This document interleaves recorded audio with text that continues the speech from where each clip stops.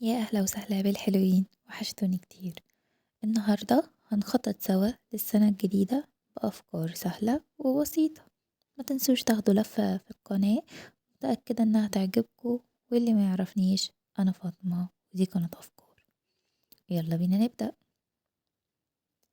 كل سنة طبعا بنكتب أهداف قد كده، وهوب السنة تخلص ونشوف حققنا ايه، ما نلاقيش حاجة.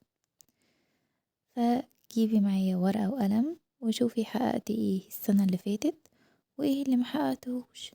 طب ايه الانجازات اللي حققتيها؟ وقبل اي حاجة اشكري ربنا عليها، لئن شكرتم لأزيدنكم. نعمة الشكر والامتنان دي من افضل النعم اللي لازم تبقى في حياتنا. حتى لو حققنا حاجة صغيرة قد كده، لازم نشكر ربنا عليها. اسألي نفسك قبل ما تكتبي اهداف السنة الجديدة، هل انتي راضية عن علاقتك بربنا، علاقتك ببيتك، بجوزك، بولادك؟ طب وأهلك وإخواتك، علاقتك بيهم عاملة ايه؟ هل انتي راضية عن علاقتك بنفسك؟ بتحبيها، بتقدريها؟ وقتك بتوديه فين؟ كله ضايع على السوشيال ميديا ولا ايه؟ تاني حاجة، بعد ما تجاوبي على كل الحاجات دي، هاتي برضو نفس الورقة والقلم واكتبي أهداف السنة الجديدة. عايزة أظبط علاقتي بربنا، هعمل ايه؟ هعمل كذا وكذا وكذا. عايزة اهتم بنفسي، يبقى اول ما احس ان انا متضايقة اروح اطبطب على نفسي واقول كلام حلو، واقول انها هتعدي. عايزة اربي ولادي تربية صالحة. اهم حاجة تبقى الاهداف بسيطة ومناسبة لوضعك الحالي. انتي طبعا ممكن تبقي مامي جديدة، تكتفي بس انك تربي ولادك تربية كويسة عن انك تنزلي تشتغلي. ده هدفك، انتي حرة. ما ينفعش دايما نبص لأهداف الآخرين. نركز بقى على كلمة أهداف بسيطة.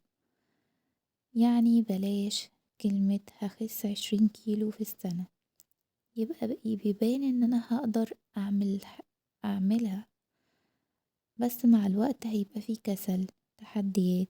ساعات هيبقى ماليش نفس، ساعات هكون تعبانة ومش قادرة.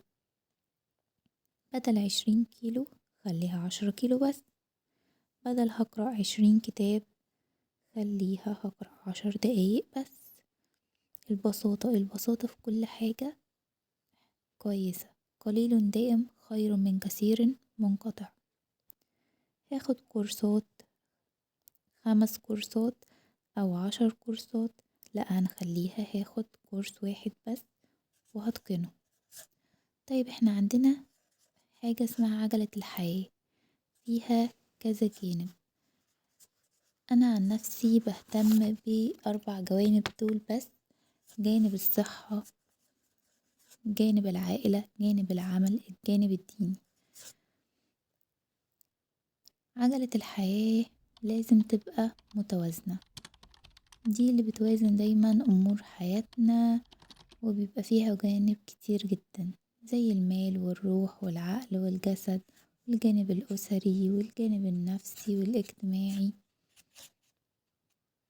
تخيلي كده لو عجلة الحياة دي بتمشي عربية، والعربية دي هي حياتنا، لو في جانب أعلى من التاني، هل العجلة دي هتخلي العربية متزنة؟ هنحاول قدر الإمكان كده نوازن بين جوانب حياتنا، ومن وجهة نظري أهم جانب فيهم هو الجانب الديني. علاقتك مع ربنا لو كويسة، هتبقى حياتك كلها كويسة. حاولي تظبطي صلاتك، تخليها بخشوع أكتر، يقينك في الله إن كل اللي جاي كله هيبقى خير، رضاكي وشكرك على النعم اللي في حياتك حتى لو هي موجودة أصلا. يعني نعمة الصحة، نعمة إنك بتمشي بتشوفي، كل الحاجات ديت لازم تشكري ربنا عليها. لو ظبطي الجانب ده حياتك كلها تتظبط واحدة واحدة. وأهم حاجة زي ما قلنا البساطة في الأهداف. قليل دائم خير من كثير منقطع. والفكرة اللي بعد كده تقسيم الأهداف. هنقسم أهدافنا على الشهور، زي ايه؟ شهر يناير هنكون فيه عادة هقرأ مثلا صفحة من القرآن. طيب شهر فبراير هعمل ايه؟ هقرأ صفحة من القرآن معاها مشي 10 دقايق. طب شهر مارس همنع البيبسي والسكريات زائد الحاجات اللي في الشهور اللي قبل كده. فهيبقى الأهداف سهلة وتقسيمها سهل. وربط الأهداف بقى يعني ايه؟ أول حاجة هنحدد الأهداف اللي هنربطها مع بعض. هنستغل ده بمربع روح جسد عقل قلب. دوت مربع هنحط فيه الأهداف بتاعتنا. يعني مثلا لو أنا كل يوم بروح الشغل وأنا بتمشى 10 دقايق عشان أركب للشغل، هقول الأذكار، يبقى أنا كده ايه؟ رضيت الروح ورضيت الجسد. طب لو أنا في المواصلات أصلا هشوف كورس مثلا على اليوتيوب أو هتأمل في الطبيعة. طب لو انتي ست بيت وكل وقتك بقى ضايع في المطبخ، هشغل بقى قرآن، هشغل على اليوتيوب كورس مثلا أنا عايزة أطور في نفسي، أو هقول الأذكار وأنا بنشر الغسيل هتأمل في الطبيعة 5 دقايق، وأنا بغسل المواعين هقول ذكر زي استغفر الله أو سبحان الله وبحمده، وأنا بروق الشقة أتمشى 5 دقايق كده يعني. آخر حاجة معانا هي المرونة. المرونة يعني انك تتقبلي انك ممكن تقصري، تتناسي، تتكاسلي، او حتى تتعبي وما تقدريش تقومي من على السرير، او ممكن تقعي في مشكلة. تتقبلي فجأة انك ممكن يبقى الهدف دوت مش مناسب معاكي اصلا وتضطري تغيريه.